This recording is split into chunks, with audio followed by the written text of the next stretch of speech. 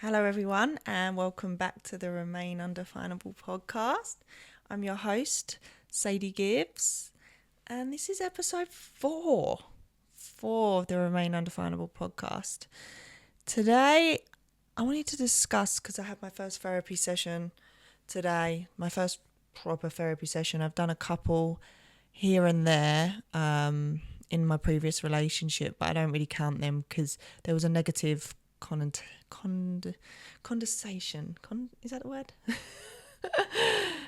There was a negative connection with that therapy, so I weren't really in a safe place. I didn't feel in a safe place to be going to therapy with someone that wasn't a safe place. Therapy is meant to be a safe place, meant to be a place where you can express, where you feel you can open up and talk without judgment, and something that come up in therapy today was I had opened up to a couple of family members recently of how I've been feeling, because I've been finding myself, since opening Pandora's box, shall we say, to trauma and a lot of things from the past that maybe I haven't, that I hadn't dealt with or faced. I'd kind of just been going about my self-destructive, self-sabotaging ways, ignoring the effects of the trauma and the hurt and how they had impacted who I am and my life, and just destroying my own life in the process of that pain and that hurt, rather than just feeling the emotions and expressing how stuff had made me feel. I don't ever feel like I've had a safe place. And something that came up in therapy today, I said, it's really weird. I expressed how I was feeling because a family member caught me in a low point, and then I had these overwhelming feelings of like, why did I say that? I felt like I'd overshared, and I felt embarrassed, like I've expressed a vulnerability that I didn't feel safe in expressing, and I almost tried to go back on it because I felt judgment. And that was just a prime example of growing up and not feeling safe in expressing how I feel and my emotions, and expressing how situations, or being able to talk about situations that I've been through in an open, safe space. And that came up today, and it was just, I ended up in tears on the, which I'm finding is very new for me. I cry a lot now. I cry an awful lot now, and I get goosebumps when I say that, because I used to not cry. Like, I didn't like crying. It felt not, I just didn't feel safe in it. It made me feel weak. It made me feel, I don't know. But I cry a lot now. Since starting this, as I said, opening Pandora's box, to a lot of things that have been holding me back. And that brings me to something that came into my head today when I was writing after when I was journaling after my therapy, because I even brought that up. I said, when I write, like when I journal, it's almost like, rather than feeling the emotions that I'm writing down, I'm making a positive perspective of how I should feel towards them when I write. And it's another thing she said, you're not even allowing your emotions to be felt on paper. But I think until we really understand who we are and really go to the depths of who we are, beneath all the trauma, beneath all the things that have hurt us and took parts of us, what we feel takes parts of us, who we're not is going to hold us back. And that's the sabotaging, the destructive patterns, all these behaviours that have become a part of who you are, but they're not who you are, but they're affecting who you truly are, because you don't know who you are, because you're not facing what you've been through and what's hurt you and what's almost impacted your character and who you are as a person, and how you allow connections and intimacy and everything into your life. Who you're not is always going to hold you back until you face who you are. And that for me, when I thought that in my head, I was like, damn, who I'm not has held me back for so long. I've still been able to to do everything I've done to this point, and I've done some great things. I'm with my creativity and building my brand, and I am very proud of where I'm at to this point, and I don't say it enough, but I'm very proud of where I'm at to this point and what I've created. I'm on not really knowing who I am. And recently, getting to know me has been so painful. And there's another thing that came up in therapy. I just said, what's the point in healing if it hurts so much? Like, if it leaves you feeling so sad, like, when does the sadness end? When do you come through and you're like renewed and feel this inner sense of relief and peace and freedom?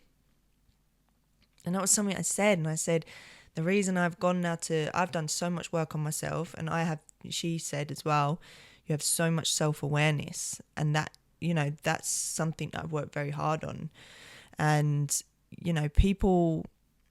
one thing I've learned is people who can't communicate will see every discussion or disagreement as an argument, and people who lack accountability will take every bit of feedback as an attack. And people who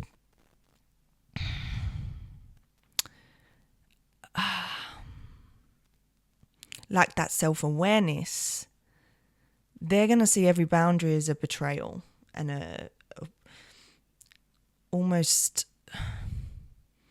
they'll see every boundary as a betrayal. And most of the people's behavior reflects their own inability to face themselves. And we have to know that, because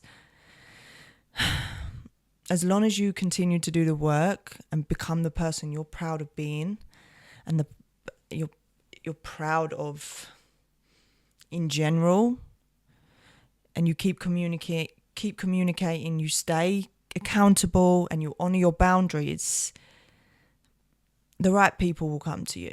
And the right people, what I mean by that is, like I said, I felt ashamed opening up to a space that I didn't feel safe in. And sometimes that space you want and you long to feel safe in, which is what you should feel with family, right?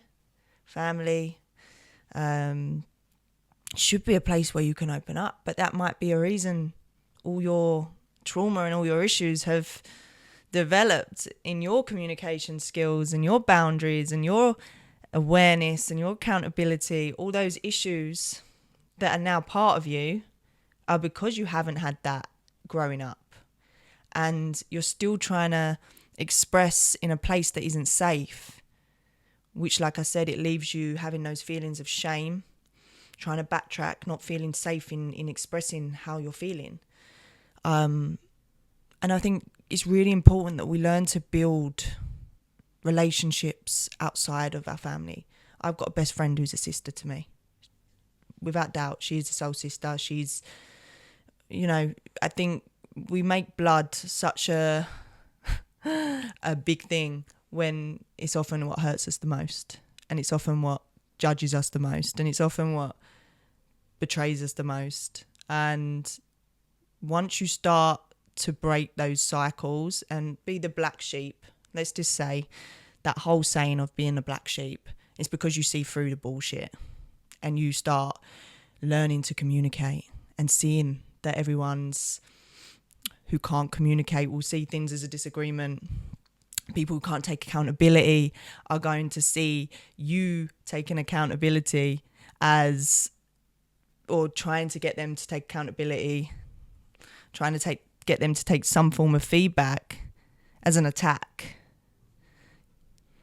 And people that have no self-awareness and little to no self-awareness are always going to feel and see every boundary as a betrayal. Most of the time, it generally is just people's relationship with themselves, and you have to not take it personal, but learn that you're doing the work, so you deserve to have that around you as well. And people that do hold themselves accountable, that can communicate, that have self-awareness, and that are becoming a better version of themselves and not staying within the same shit and blaming everything around them, or saying things like, stop dwelling in what you express, what you're going through, and they say stop dwelling, get on with it. No, there's a time to feel in order to heal and move forwards with the best version of yourself, good energy, good intentions, and a good vibration. And by that I mean, until you've got your mental health right, any forward motion is going to come with doubt, fear, anxiety, stress, low self-esteem. So anything you're accomplishing or achieving, you're not believing you deserve. So until you do that inner work, in that process of becoming, all of it's pointless. All of it's worthless because you feel worthless. And until that self-worth is built to the point, everything you achieve, you step into and feel worthy of it, you're stuck. You're stuck there. It is so important to feel your shit, create space for self-awareness, create space to hold yourself accountable, create space to communicate, and create space to become the version of yourself that you know you are capable of being and that you know is going to make you proud. But until you are brave enough to face that, because it's bravery, healing is painful. Holding yourself accountable, not going out and finding distractions and using people to fill voids and, jumping into the next relationship just to fill that crap that's currently there. Not doing all those things and facing yourself, which many people that you will grow away from, grow apart from, can't do. It don't matter what you achieve, what you accomplish, there's always going to be that self-destructive, self-sabotaging part of you that does not feel worthy of the things that you are accumulating, whether that be new love, a good relationship that you've longed for, or the career you've always longed for, that contract you've longed for, the promotion, whatever it might be that you are working towards. Until you face yourself, you are going to get to those points and not feel worthy of them. I've been there, I've been through it, and this journey, this healing journey, this year's probably been the hardest. But I've been doing this now for 4 years, trying to learn who I am. People used to ask me, who's Sadie Gibbs? I'm bubbly. I used to go, I'm bubbly, I'm happy, No, but they'd go, I had a client say it to me, who is Sadie Gibbs? And I didn't know. So I covered it up with these things that I thought made me likeable, But if I was to say who I am now, I'm proud of who I'm becoming. But who I am now is someone that is facing a lot of things that I'm not. And I'm becoming all of those in order to become more of who I am. Step more into my authentic self before all the trauma, before all the stress, before... I say all the stress, we're always going to have stress in everyday life. But what I mean is all the PTSD. So the trauma that comes with us in our character and in our behaviours, in our reactions,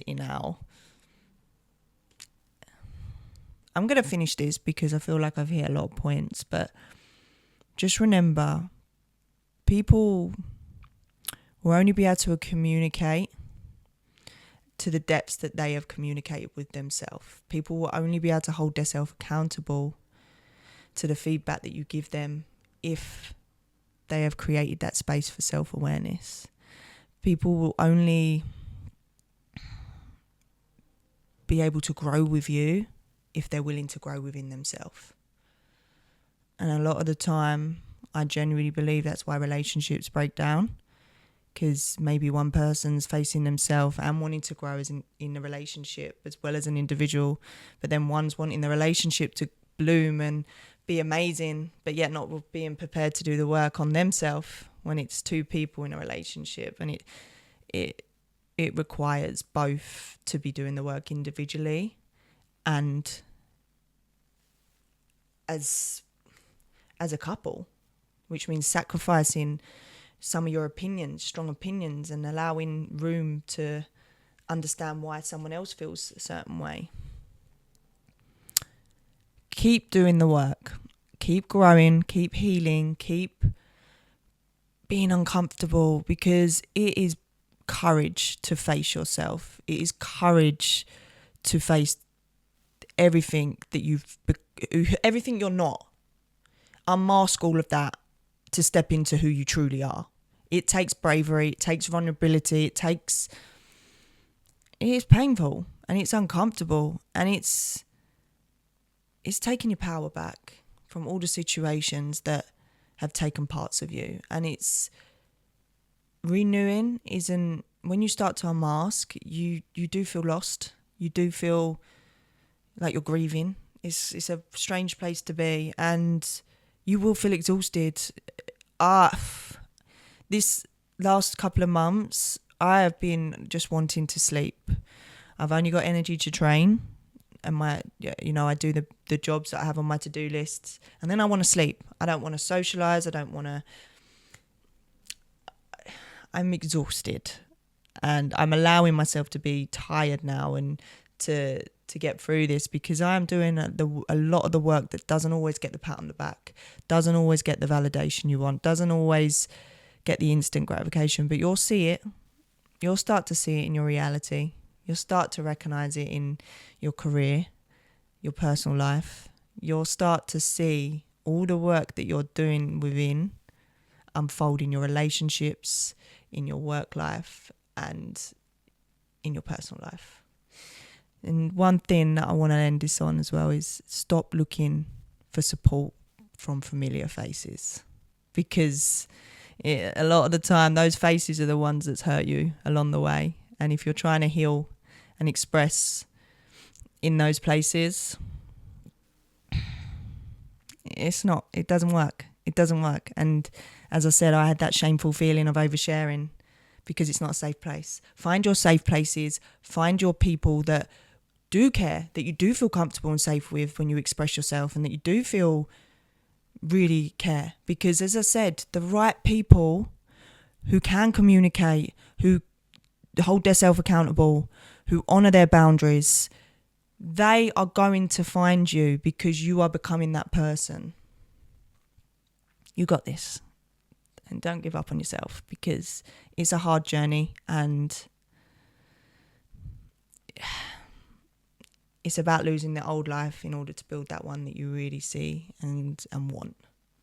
You have to be prepared to let go of the old life and the old you and I don't even like saying the old you, the you that you're not. Because as I said, until we really understand who we are, we'll always be defined and held back by who we're not. I'll see you in episode 5.